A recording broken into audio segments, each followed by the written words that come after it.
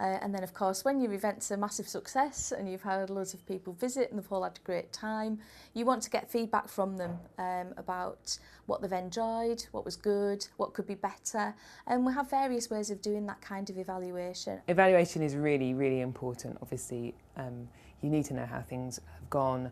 You need to know, because you might want to do them again or you might not want to do them again. So I think there's kind of two prongs of evaluation, both in-house, so the staff, the team, the gallery, what did they think? And then the public, what did they think? We do a lot of informal evaluation. We ask people if they've had a good time, whether they would come back to an event that they've attended, whether we could do anything better.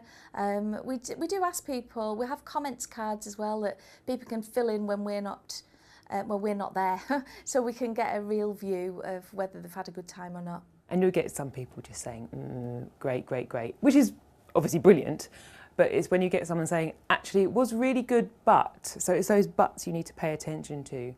And depending on the scale of your event, you would call a debrief meeting and get all those constituent members of staff in to say, it was good, but.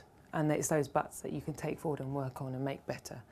Nothing's ever going to go perfectly and nothing's ever going to be a total disaster, but there's definitely ways to make it more towards success than failure. We do measure people in terms of visitor numbers, but there are other ways that we can look at the quality of the events that we've been doing. So we do some formal market research where we'll ask people to do a questionnaire when they exit the venue. The biggest outcome that we're getting is the students are becoming more broad in the way that they think, and they're starting to connect dots between things that before they wouldn't.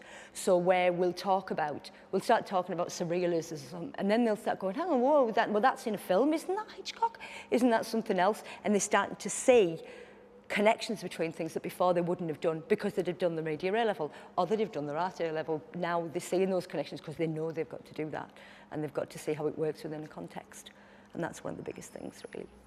What the output is, the outcome, with that final product, the value of that previously has been the thing that gets marked, whereas this time is allowing the process, and therefore the intellectual thought processes along the way are also being marked. So I think that's really, really important, especially because it's linked to workplace learning. Students do think that time when they get that round of applause and everybody says, oh, you were wonderful, that's it.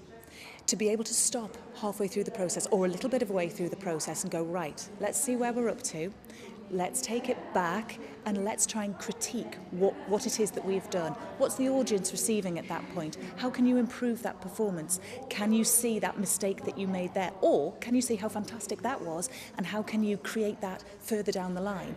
I think that's really, really important and allows the students to more ownership of their own performances, their own projects, and being able to see that actually the road they have travelled is as important as where they've got to at the end.